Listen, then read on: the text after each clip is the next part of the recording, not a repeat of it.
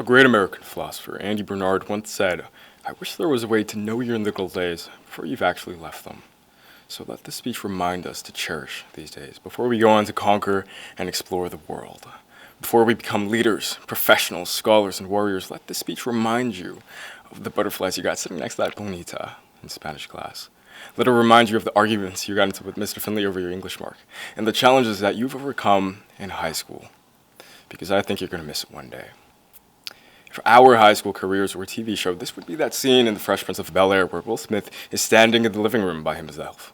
This is that scene in Dragon Ball Z where Goku and Oob leave home to find bigger and better challenges. This is that iconic final scene in Friends where they embrace each other for one last time before Chandler delivers that poignant final line, where? As in, where are we going next? And while that's a question only you can answer, it's okay if you have no idea, because I know sure as hell I don't. No one out there has everything figured out, and anyone who tries to convince you otherwise wants to sell you something. I don't have the keys to success, and I'm not here to tell you to be yourself or to promise you life fulfillment if you follow my 5-step plan. Because at the end of the day, I have no idea what I'm doing. And I'm no wiser than any of you. I can't tell you what happens to Ross and Rachel after season 10. Now, I've been friends with many of you for the past 4 years, and with some of you since kindergarten. We've been through a lot together. Like the era of Beyblades and skinny jeans, Stefan Janoski's shoes and SoundCloud rappers. It would be exciting for me to deliver a speech that reflects upon all the glory, all the fun, and all of the accomplishments that we've earned as a class. The basketball games, the theater productions, and the times that our teachers brought their dogs to school. But what I believe is infinitely more triumphant are the battle scars on bodies, the valley lows that we have hiked to get here, because it's conflict that makes a TV show worth watching, not the pretty scenery. It's struggle that makes accomplishment meaningful. I'm talking about the weeks where we average no more than 4 hours of sleep a night. It's the panic attacks we succumb to the night before a big presentation.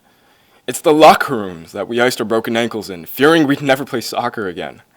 It's the times that we felt like the world and its constituent parts had a personal vendetta against us. See, it's times like that, right, that make us feel proud to be wearing this cheap black gown. Because underneath the suit of armor lies our battle scars. Scars that remind us that nevertheless, we're still standing. And it reminds us of the fact that we're graduating with our heads held high. Now, I know that this is perhaps one of the stranger graduation speeches. Many things are not the same as it once was, but if there is anything that the world has gained in the past couple of months, it's that never before have you and I had more in common with one another. We're all in this together. Now, some of us are athletes, and some of us are academics. Many of us are both. Some of us like to make art, and some of us like to sneak into raves. Some of us are Team PlayStation, and others have poor taste. Some of us like to listen to Marvin's Room when we're sad, and others prefer the blues.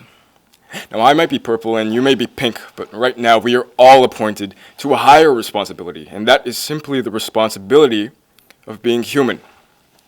It's a responsibility to be there for one another when things get tough. It's a responsibility to hold hands with your brothers and your sisters and to stand tall for one another. It is a commandment to treat each other with kindness.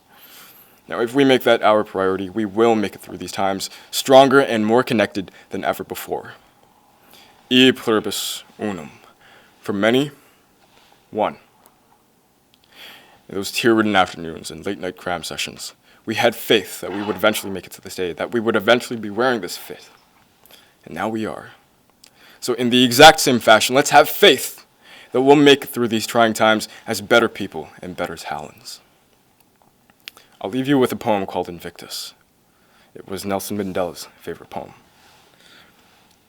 Out of the night that covers me, black as the pit from pole to pole, I thank whatever gods may be for my unconquerable soul.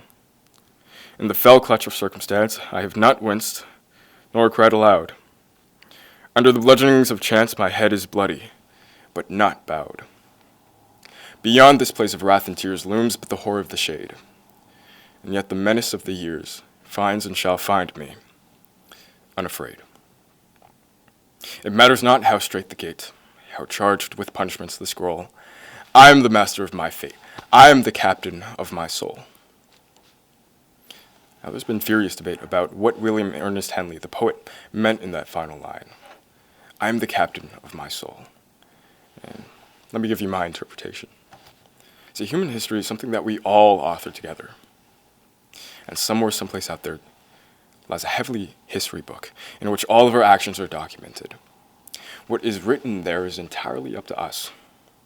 As Wiz Khalifa would tell us, we're young, we're wild, and from this moment on, we're also free. So let's pick up our pens and get to work. Without further ado, it is my pleasure to introduce the world to the Gleneagle graduating class of 2020.